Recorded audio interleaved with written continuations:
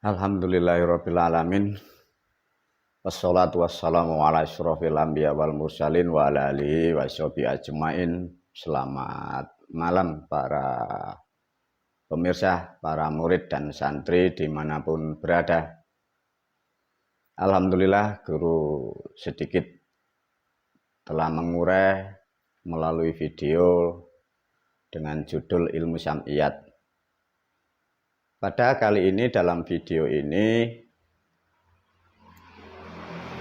guru memberi judul rugi bagi yang beriman atau yang mengimani sesuatu yang salah. Ya, apa ini guru?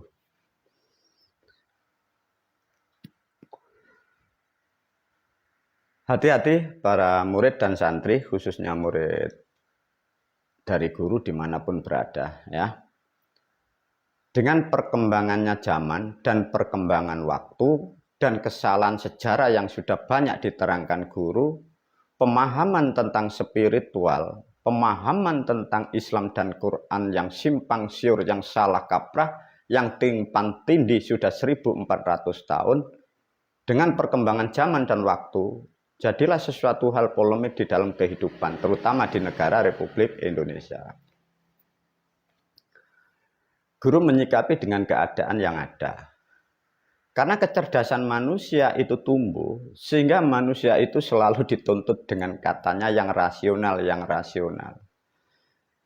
Sehingga sempat beberapa bulan, dan sebenarnya sudah lama peristiwa seperti ini, dan cuman guru menyikapi sedikit agar para pemirsa ada pencerahan, juga para murid tidak terkecoh. Ya.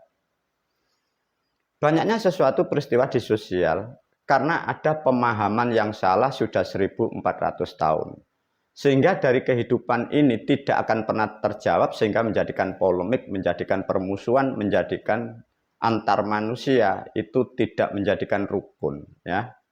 Satu contoh, kemarin ada video sempat mengatakan satu ilmu magic atau ilmu rasional atau ilmu sulap, yang satu adalah ilmu perdukunan. Nah, di situ tentang kata ilmu. Ya. Para murid, para santri dimanapun, aku gurumu, aku adalah pembimbingmu. Banyak hal yang aku sampaikan dan banyak hal yang aku curahkan tentang ilmu, baik ilmu apapun, baik ilmu yang nyata atau tidak, ilmu tauhid atau ilmu spiritual, sudah diajarkan guru. Namun karena banyak hal manusia atau para murid yang belum juga banyak mengetahui tentang apa-apa yang ada di dunia dan apa-apa khususnya yang ada di Pulau Jawa, sehingga kadang pun tidak percaya. Ini hal yang paling pokok. Ya. Ada satu pemahaman kemarin di dalam pembahasan yang agak ramai di dalam kehidupan berbangsa, tentang bahasa yang disebut adalah ilmu santet. Karena manusia tidak pernah mengetahui atau tidak pernah mengalami, sehingga manusia itu mengatakan tidak percaya itu boleh, ya, karena tidak mengalami atau tidak mengetahui atau juga tidak mengerti. Ya. Aku selaku gurumu menerangkan, mengajarkan, dan mengatakan bahwa ilmu santet itu ada, ya, para murid, para santri, itu ada. Meskipun para murid dan santri tidak pernah mendapat pendidikan guru, atau guru tidak pernah mempraktekkan, atau guru tidak pernah menunjukkan, tapi aku gurumu paham, ngerti total, ngerti paham betul dari apa-apa yang ada di kebudayaan kita, apa-apa yang ada dari leluhur kita. Ya. Agar kalian tidak terkecoh atau tidak mengikuti cara berpikir yang hanya rasional. Kalau Anda, para pemirsa, hanya mengikuti arah-arahan yang disebut hanya rasional, celakalah kalian. Karena di negara kita, khususnya di Pulau Jawa, ada sesuatu hal yang di luar nalar memang bagi peradaban manusia atau negara lain, atau orang-orang yang hanya mempergunakan kecerdasannya. Karena indera yang lain tidak berfungsi, sehingga dia mengatakan sesuatu hal itu yang ada dikatakan tidak ada. Itu lumrah. Karena dia belum tahu atau belum mengerti atau belum mampu mencapai pemahaman spiritual seperti itu. Jadi melalui video ini, meskipun para murid dan santri percaya atau tidak, itu hak secara individu, tapi aku selaku gurumu mengatakan bahwa itu ada. Ya, bukan berarti guru harus mengatakan Anda harus yakin, tidak. Guru mengatakan itu ada, ya. Untuk sedikit menerangkan ilmu yang ada di Jawa, guru hanya menerangkan 3 jenis saja, hanya untuk dipahami, ya. Satu, ada namanya yang disebut ilmu santet, ya, itu santet. Nanti ada yang jenis lagi namanya tenun, ya. Itu nanti biar kalian agak mengerti sedikit, ya, karena guru tidak pernah mengajarin para muridnya, sehingga kalau ada orang bicara itu kadang murid sendiri pun tidak percaya. Ada para murid santri, ya, ilmu santet itu ada, ya. Di bawah ilmu santet, ya, jadi gini diajarkan guru. Ilmu santet ini klasternya macam-macam, ya. Jadi tingkatannya beda-beda. Dari global ilmu santet ini nanti ada sedikit namanya ilmu tenun. Ilmu tenun itu nilainya lebih rendah dari santet, ya. Meskipun santet itu ada klasternya. Tatkala dari ilmu santet turun lebih rendah namanya ilmu tenun. Nanti ada lebih rendah namanya ilmu guna-guna. Itu harus dibedakan, ya, para murid dan santri. Ilmu guna-guna itu memakai jopo montro atau ilmu dunung. Jadi manusia itu bisa diprogram, bisa dijadikan baik, bisa dijadikan rusak, hanya karena dengan bahasa dan alatnya yang tepat. Itu namanya ilmu guna-guna, ya. Nanti dari ilmu guna-guna itu ada kelasnya sedikit namanya ilmu tenun. Ilmu tenun itu ada yang namanya kan bukan tenun, ya, kain di tenung, ilmu tenung. Tenung itu masakan didunung, no. Sama dari ilmu ini lebih mengembang. Satu contoh, menyakitin orang atau memasukkan sesuatu benda, tapi bendanya tidak masuk, tapi sifatnya yang dimasukkan. Itulah yang namanya tenung, ya, para pemirsa. Satu contoh, ada bara api dimasukkan ke orang, ya. Ini yang banyak, ini super banyak ini, ya. Jadi bara api dimasukkan di tubuh yang dimaksud, sehingga orang itu dalam keadaan itu panas. Jadi itu sifatnya tidak dengan barangnya. Kalau yang disebut santet itu barang dan sifatnya masuk ke tubuh manusia atau ke tempatnya. Nah, itu loh. Jadi agar dipahami, ya. Ada santet, ada tenung, bukan tenun, ya, tenung. Ada guna-guna. Guna-guna itu jopo montro. Nah, jopo montro itu biasanya mengembang, biasanya disebutlah gendam itu. Nah, bahasa gendam itu di dalam agama disebut menjadi ilmu pengasihan. Maka di dalam beragama yang di negara kita banyak ilmu-ilmu pengasihan atau ilmu gendam memakai bahasa-bahasa Islam. Nah, ya, sedikit dipahami, ya, ada ilmu guna-guna yang disebut seperti itu tadi, ada tenung, ada santet. Nah, santet itu benda yang dimasukkan, ya, para murid dan santri. Diajarkan sedikit tentang memahami santet. Semua itu ada caranya, cuman maka guru membuat sistem atau membuat ilmu. Semua sudah dibekali di ilmu guru, di kitab guru, sehingga guru menyiapkan semua agar para murid dan santri, kalau toh ada hal-hal seperti itu, semua sudah terproteksi. Cuma guru tidak pernah mengajari hal yang seperti itu. Kadang murid pun tidak tahu, nyaman-nyaman aja. Ya, alhamdulillah, ya. Santet itu begini inti poinnya. Hanya sedikit aja untuk pengetahuan para murid. Santet itu benda yang dimasukkan ke orang. Itu levelnya masing-masing, ya. Tapi minimal ilmu santet yang paling terendah, ya, jenis santet terendah, itu namanya ilmu susuk. Nah, itu loh. Ya, macam-macam susuk. Itu ilmu santet yang terendah, itu rumusnya.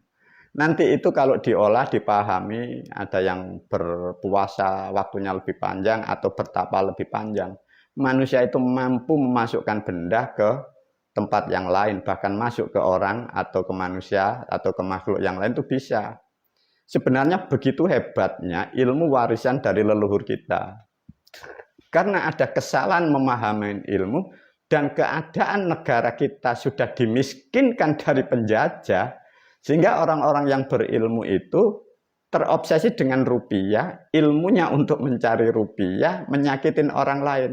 Kesalahannya bukan dari ilmunya, juga bukan dari orangnya. Dari keadaan ekonomi yang sudah terjajah 1400 tahun, nah itulah problem. Nah inilah sedikit pemahaman tentang ilmu agar para murid dan santri percaya boleh, tidak pun boleh, tapi guru mengatakan itu ada ya. Lantas dari apa peristiwa ini hubungan dengan yang beriman? Ini para murid, para santri diajak berpikir yang cerdas ya. Menyikapi kemarin adanya peristiwa yang lagi viral. Guru sempat ngikuti video, sudah tua ngikuti video ya.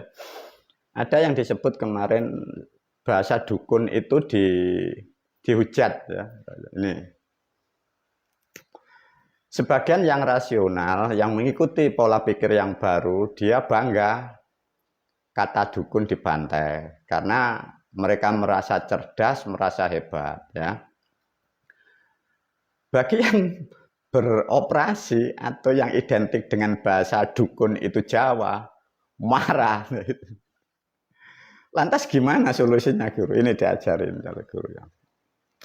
Maka guru mengajarkan rugilah bagi orang itu yang beriman itu. Ini para murid dan santri.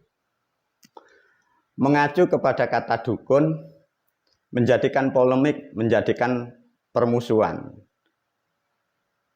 Pergi ke dukun dilarang itu gara-gara kan hadis atau dalil di agama Islam. Ya, coba. Inilah para murid dan santri dan seluruh umat dan bangsa negara Indonesia bahwa kalian tidak mengerti bahwa yang kau imani itu adalah fitnah. Coba para murid dan santri ya.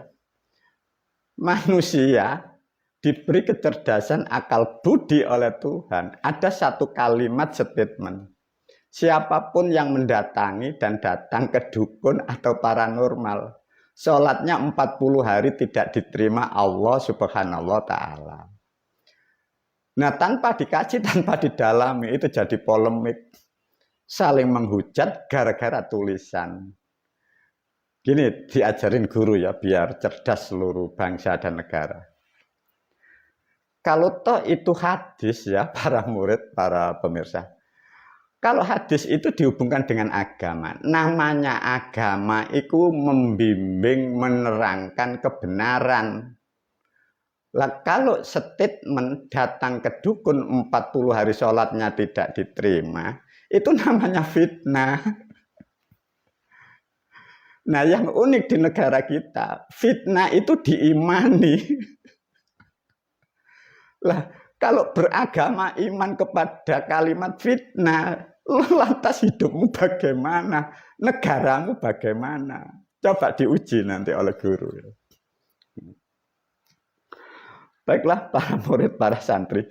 Yang memang di Jawa sendiri pun juga banyak orang-orang yang berkedok agama. Mengaku orang yang ngerti, itu pun juga rumit. Makanya ya jadi timpang tindih. Orang yang tidak mempunyai kredibilitas, tidak mempunyai kapasitas mencari uang memakai dalil agama. Yang satu tidak bisa ngaji, tidak bisa bahasa Arab, praktek, dikatakan dukun. Baiklah para murid, para santri diajarkan lebih cerdas ya. Jangan sampai mengimani fitnah, ini rumusnya guru. Kalimat fitnah kok katakan hadis itu loh. Ini para murid ya. Coba ya. Suatu kalimat menerangkan dalam hadis ya. Orang, manusia datang ke dukun ya. Sholatnya 40 hari tidak diterima Allah. Clear, itu tidak bisa dibantah. Itu disimbolkan kayak perintah. Tapi guru mengatakan itu fitnah.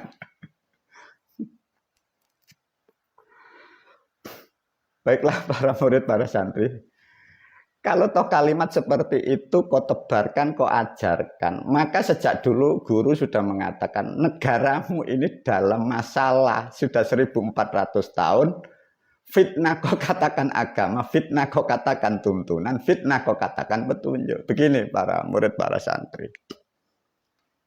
Coba ya, mengacu kepada kalimat dukun. Apa sih dukun itu? Dukun itu bahasa sejarah leluhur kita, itu dari bahasa Kawi. Dukun itu penolong, bahasa dulu itu penolong.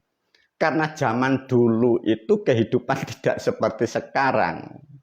Maka siapapun yang mampu menolong manusia dari keadaan yang manusia yang lain tidak mampu, yang berhubungan dengan kehidupan dan alam, disebutlah dukun. Dukun itu maknanya penolong, itu loh. Karena ada budaya yang selalu pemahaman yang kurang tepat, sehingga banyak juga manusia yang menyalahgunakan ilmunya, sehingga tidak salah juga orang lain mengatakan pembohong itu dukun. Ya karena faktornya itu banyak dan panjang ya. Satu kembali lagi tak ajarin cara berpikir. Tatkala suatu kalimat orang datang ke dukun, sholatnya 40 hari tidak diterima oleh Allah. Kalimat itu kan sumbernya dari hadis, sumbernya dari agama Islam. Kan begitu. Satu contoh, ada manusia atau pendakwah atau penceramah menyampaikan kalimat seperti itu. Tolong ditanya, "Hai Pak penceramah, Pak Ustadz, Anda mengatakan orang kalau datang ke dukun sholatnya tidak diterima. Anda orang beragama apa?" Sudah dipastikan yang ceramah, yang mengajarkan kalimat itu kan orang beragama Islam. Orang beragama Islam, dia mempunyai keyakinan, mempunyai suatu kepercayaan, itu didapat dari orang masa lampau. Satu contoh, dalil hadis surat ayat, anggap aja salah dan tidak, kita tidak tahu, anggap aja Nabi Muhammad yang dipercaya, yang diikuti jejaknya. Lah Nabi Muhammad 1400 tahun lebih, beliau lahir itu yang nolong siapa? Coba para pemirsa, para murid dan santri. Nabinya yang dipuja, Nabi Muhammad SAW, itu lahir 571 masa lampau. Itu lahir, yang nolong itu dukun bayi. Ilmunya dukun, itu nyelamatnya Kanjeng Nabi. Kanjeng Nabi diselamatkan dengan ilmunya dukun. Itu loh para murid dan santri. Lah umatnya sekarang bodoh gila, tidak tahu sejarah. Lah kalau nabimu yang menyelamatkan itu ilmu dukun, tapi dukun bayi. Lantas kalian difitnah, datang ke dukun. Sholatnya tidak diterima. Artinya, orang yang mempercayai hadis, itu orang beriman kepada fitnah, bukan iman kepada Allah. Coba para murid, para santri ini dipahami ya. Maka kita semakin tertawa, semakin geli melihat kebodohan umat yang identik beragama Islam itu. Coba nabinya itu loh diselamatkan oleh dukun bayi. Loh, kalau tidak ada dukun bayi, loh, Nabi Muhammad siapa yang nolong? Ya, coba berpikirlah Anda. Orang masa lampau, kalau ibunya melahirkan anaknya, Nabi Muhammad itu kan manusia, dia kan dilahirkan. Terus yang nolong siapa? Coba, itu kan ilmu dukun. Nah, itu satu contoh. Lantas kalau begini bagaimana? Ayat-ayat, hadis-hadis seperti itu. Maka guru kan menarang, itu loh fitnah. Kalimat fitnah kau yakini hadis. Semoga ini menjadikan pemahaman yang baru sehingga kalian tidak saling menghujat. Anda tidak boleh merasa paling benar. Kalian sendiri loh salah. Nabimu diselamatkan dukun, kalian tidak tahu. Justru artinya Anda harus berterima kasih tentang ilmu perdukunan, terutama dukun bayi. Karena 25 nabi itu diselamatkan oleh dukun bayi. Itulah para murid, para santri kalau memahamkan tentang dukun. Ya, coba. Diterangkan lebih dalam. Kalau orang datang ke dukun, sholatnya tidak diterima Allah 40 hari. Ya coba. diuji lagi oleh guru. Yang dimaksud sholatnya tidak diterima 40 hari, itu sholat apa? Apa sholat wajib semua? Atau khusus sholat wajib, sholat sunnahnya tidak? Nah, terus sholat istikharah, sholat istisqa, sholat jenazah. Karena di kalimat itu, di hadis itu, jenis sholatnya tidak diterima. Kalau toh dijamak semua, sholat semua tidak diterima oleh Allah selama 40 hari. Coba satu contoh ya. Mulai sholat umat beragama tidak diterima Allah selama 40 hari gara-gara orang itu datang ke dukun. Mulai tidak diterima itu setelah datang ke dukun atau sebelum ke dukun ini dipotong 40 hari. Ya coba. Nah kalau sholat tidak diterima Allah selama 40 hari. Ini kan harus dijelaskan yang membuat hadis ini. Kalau toh kemarin yang 40 hari, anggap aja manusia orang beragama Islam, sholat masih 35 hari. Ya. Terus 36 cari solusi, cari obat, cari alternatif ke dukun. Terus yang sudah dilakukan ini zong gitu, terus tidak diterima oleh Allah. Lah lantas apakah sholat yang 35 hari, apakah semua genap umat itu sholat kadang sehari cuma satu, ada yang dua. Itu yang diterima yang di mana? Nah kalau toh yang dimaksud 40 hari setelah datang ke dukun, 40 hari tidak diterima. Yang tidak diterima ini yang wajib, atau yang duhur aja, yang isya aja, atau yang maghrib aja, atau khusus yang sunat. Lantas kalau 40 hari setelah datang ke dukun tidak diterima oleh Allah 40 hari. Kalau manusianya melakukan gimana? Ya coba. Para pemirsa, para murid, itulah errornya bangsa negara Republik Indonesia termakan fitnah, fitnah diimani. Coba, orang datang ke dukun, sholatnya 40 hari tidak diterima. Kalau dia hari ini datang ke dukun, besok sholat, terus kalau tidak diterima dipending gitu. Para murid, para pemirsa, cerdaslah kalian dengan melalui video guru, beberapa video banyak diulas. Sehingga kalian tidak terjerumus, tidak terdogma, tidak tersesat. Sehingga hidupmu mendapat pencerahan yang tepat dan yang benar. Coba para pemirsa, para murid, tanyakan ahli kitab, tanyakan pendakwah, tanyakan majelis ulama, tanyakan departemen agama. Mengapa di negara Indonesia kok ada hadis seperti ini? Coba. Nah, kalau toh orang yang datang ke dukun itu sholatnya 40 hari tidak diterima. Diulas lagi ya, biar cerdas. Kalau hanya tamunya datang aja 40 hari tidak diterima. Lah lantas dukunnya itu loh ya sholat. Dukunnya itu ada yang haji. Dukunnya ada yang punya pondok. Dukunnya membantu fakir miskin. Ataukah hanya sholatnya aja yang tidak diterima? Itu coba para murid, para santri. Nah inilah satu bukti, satu contoh bahwa umat yang ada di Indonesia tidak mengerti, tidak mengetahui sejarah Islam, sejarah agama Islam, sehingga fitnah dihadiskan. Baiklah para murid, para santri, semoga ini mencerahkan kepada kehidupan berbangsa dan bernegara dan beragama yang tepat dan yang benar. Satu contoh, ini hal yang unik.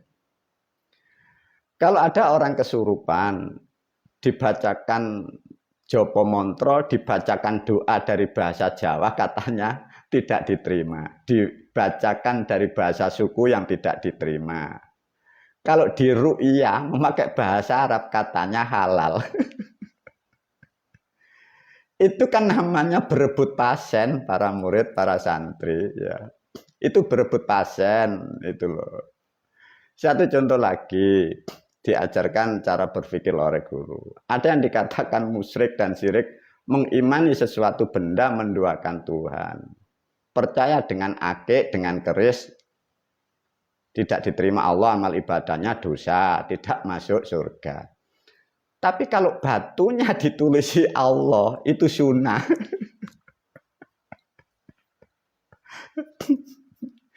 Lihat itu sponsor itu di YouTube, di TV, di TikTok ya, di snack. Batu gimsong ya, batu kesehatan ditulisi Allah. Itu halal. Kalau ditulis yono coroko tidak diterima. Itu namanya berebut pasien, berebut umat, ingin memperkaya dirinya, menghancurkan struktur yang ada di Jawa. Lah yang repot, yang menghancurkan adalah guru-gurumu sendiri, pemimpin-pemimpinmu sendiri. Itulah para murid, para santri, bahwa ada sesuatu sangat rugilah bangsa umat yang beragama mengimani fitnah sebagai keyakinannya. Satu contoh, kembali dengan masa lampau. Orang dulu membakar dupa belum waktunya, karena zaman belum maju. Leluhur kita bakar kemenyan, dikatakan musyrik, kafir, menyekutukan Tuhan. Agar umatnya mengikuti dari orang yang beragama Islam, membuatlah perbandingan kalau kemenyan itu tidak diterima oleh Allah, tapi kalau kemenyan Arab diterima Allah. Maka sampai sekarang, sampai jadi sejarah, bahwa kemenyan itu ada namanya kemenyan Arab. Itulah satu contoh bukti otentik para pemirsa, bahwa politik permainan agama, fitnah bertebaran itu sudah 1400 tahun berada di peradaban manusia, khususnya di bumi Pancasila. Lantas kalian tidak mengerti. Sesuatu fitnah kau imani, kau tanamkan dalam pemikiranmu, begitu rugilah kalian. Bagi manusia yang beriman, mengimani sesuatu yang tidak tahu faktanya, tidak tahu kebenarannya, itulah yang disebut dogma. Semoga pemahaman ini mampu mencerdaskan, memahamkan dengan benar dan tepat bagi siapapun yang mendengarkan dimanapun. Wabillahi taufiq walhidayah. Assalamualaikum warahmatullahi wabarakatuh.